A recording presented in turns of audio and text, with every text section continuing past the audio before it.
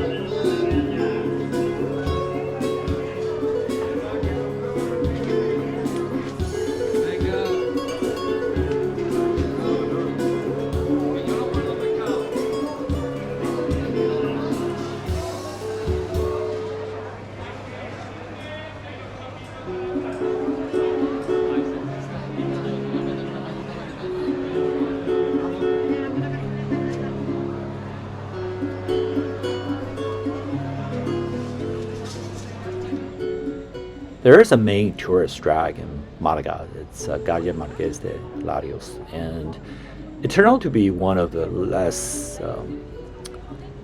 interesting.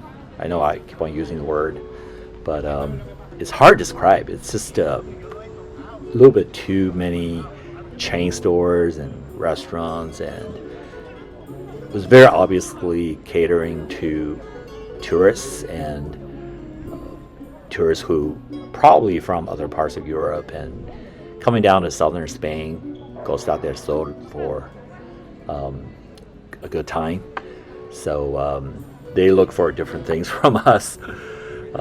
It is convenient. It has everything that you can think of, from the big chains like Zara to little arts and craft shops to some restaurants, and allegedly even the restaurants on this street were not that great if you look at the reviews or if you read about the city. This is really not a big tourist season, as you can see, even though the weather is gorgeous, like 300 days a year in southern Spain. It's supposed to be like this, but there's not a whole lot of people walking around here around noon. So hitting our first big tourist site here is the massive basilica. To describe this as massive is an understatement. Now, if you put this church in Rome or any other big city, or especially Catholic ones, you probably won't find this structure immense. But because the fact that it's in Malaga, there are not too many tall buildings or big structures here, it looks like really out of place. It's like, how do you fill this thing? Then you think about it. Malaga is actually not a small city, but it just doesn't have that many huge buildings. So this looks super gigantic. And it's surrounded by a lot of other buildings. It's a mixture of architecture as well.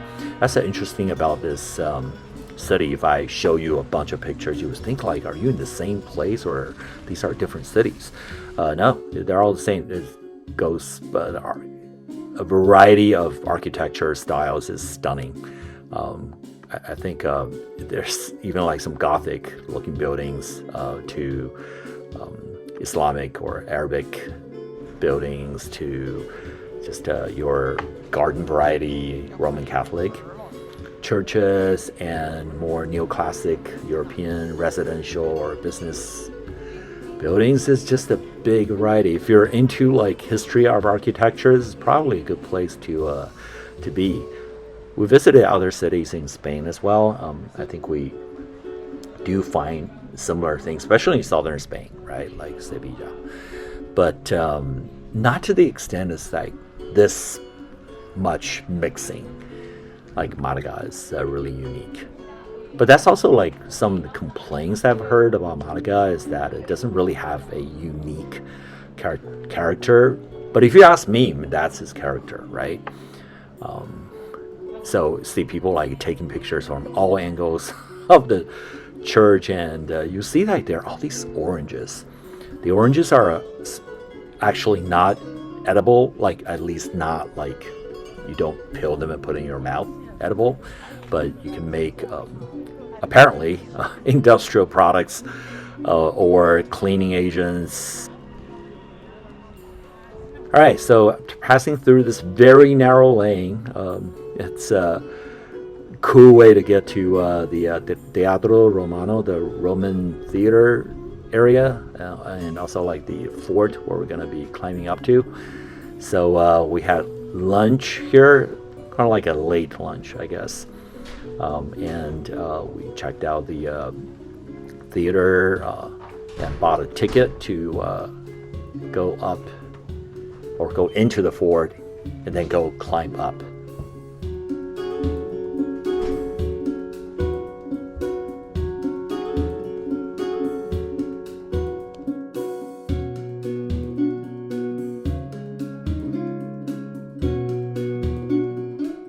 Actually, before we came here, I looked at the Roman theater pictures online, and I didn't expect it to be very big.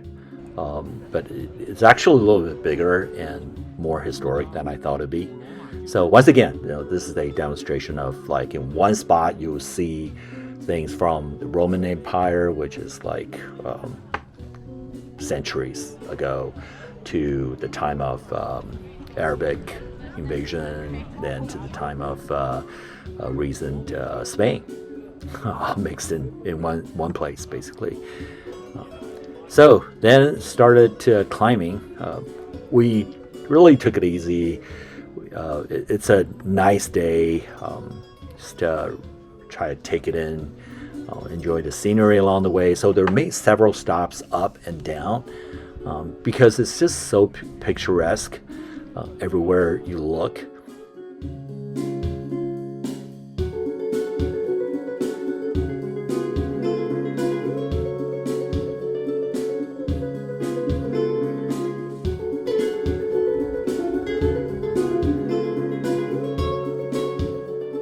And there, again, architecture is the big thing. Like you look around, there's like pockets or communities are completely white, for example, and this is really gorgeous view of the port area. And there are all these walls that are, frankly, being a little afraid of height.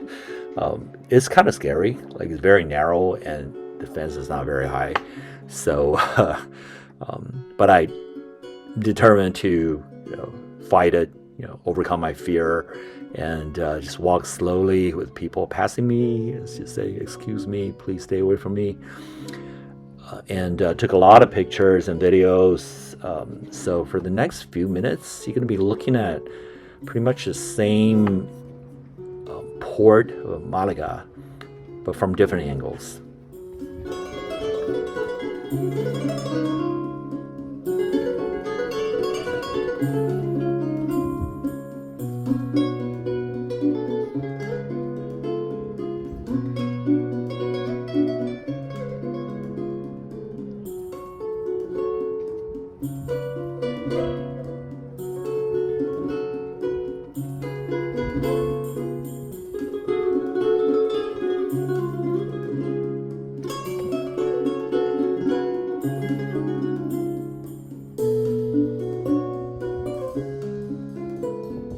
So this is actually a pretty massive port. Along the way, there are all these gardens. So it's not a super green or lush kind of garden because this is after all Spain. If you leave the city of Malaga, you can hardly see anything green except all the trees. It's just a very dry piece of land overall. And so I think they did a pretty decent job planting things that will stay somewhat green, reasonably green.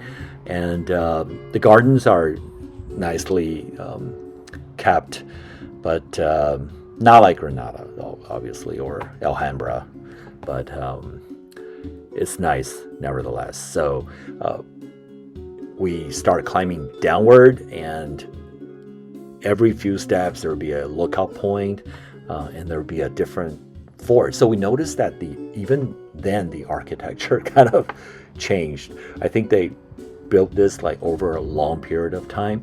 So there are like really old walls and they're relatively new walls. But overall, just very spectacular place. Like if you come to Malaga, don't believe what the reviews or YouTube videos say. Like you gotta come up here. It's not that hard to climb. Spend a couple hours here, you'll love it. So on the way down, we took a Uber.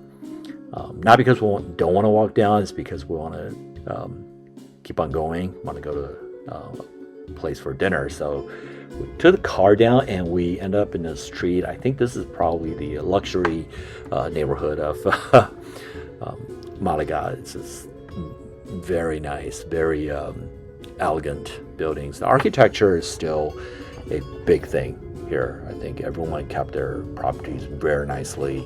Even the less affluent neighborhoods, I would say that they are very well kept. And that's actually contrary to some of the other bigger cities I've been to in Spain. Can't say the same for all the neighborhoods. So Malaga had several neighborhoods that impressed me. And of course, the city hall had to be good, right? Given that it is a big city in the south. I don't know if it's bigger than Sevilla, but it's definitely not a small town. So the city hall is pretty nice, and it's very close to the port as well. Kind of that stretch is right next to it. You can walk there pretty easily. So here, because it's still not very warm, so I guess not that many yachts in the water, and also like a weekday. But on the weekend, I'm sure it's going to be packed.